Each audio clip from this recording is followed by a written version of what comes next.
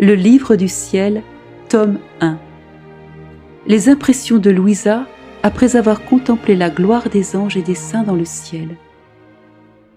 Comment puis-je décrire les subtilités de l'amour de mon aimable Jésus, qui avec générosité et même avec excès, contracta son mariage spirituel avec moi et me donna mes nouvelles règles de vie. À plusieurs reprises, il emporta mon âme avec lui dans le paradis, pour que je puisse y entendre les esprits bienheureux chanter sans cesse des hymnes de gloire et de remerciement à la divine majesté. Je contemplais les différents cœurs des anges et des saints. Tous étaient immergés dans la volonté de Dieu, absorbés par son immensité.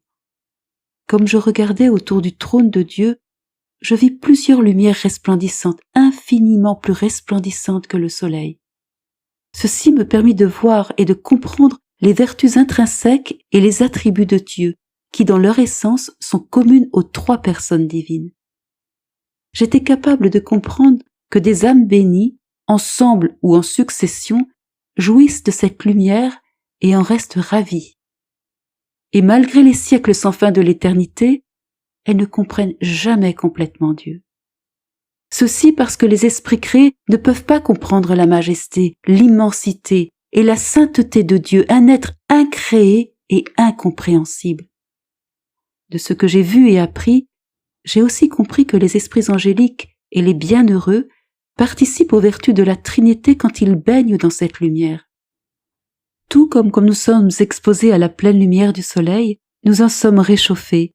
Ainsi les anges et les saints en présence du soleil éternel de Dieu au paradis sont investis de l'éternelle lumière et ainsi ils ressemblent à Dieu. La différence est que Dieu est essentiellement infini par nature, alors que les esprits bienheureux et angéliques sont limités.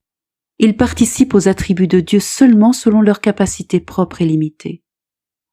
Dieu, le soleil éternel et infini, donne tout de lui-même sans jamais rien perdre, alors que les créatures qui sont essentiellement participantes ressemblent au soleil éternel seulement selon la très petite grandeur et magnitude de leur propre soleil. J'ai nettement l'impression que tout ce que je viens de dire est inexact et inadéquat, car ce que j'ai appris dans ce voyage béni ne pourra certainement pas être bien compris à partir de mes mots. J'ai l'impression globale de ce que j'ai perçu, mais je ne peux pas clairement le raconter. L'âme sort de son corps pour un bref temps, elle est transportée dans ce royaume béni, puis elle revient dans la prison de son corps. Il est impossible de raconter tout ce qui est vu et appris. L'expérience d'une âme à qui Dieu donne un exemple de ce qu'il veut qu'elle comprenne peut être comparée à celle d'un bébé qui peut à peine balbutier et qui est exposé à une grande performance théâtrale.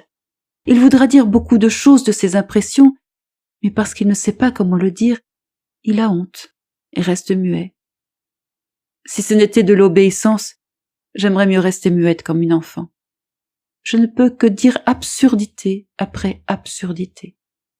Je continuerai cependant en disant que je me suis retrouvée marchante avec Jésus, mon époux, dans cette patrie bénie parmi les cœurs des anges, des saints et des bienheureux. Parce que j'étais une nouvelle mariée, en cercle ils nous faisaient la cour et participaient en même temps que nous aux joies de notre mariage récent. Il semblait qu'ils avaient oublié leurs propres désirs et qu'ils étaient intéressés seulement aux nôtres.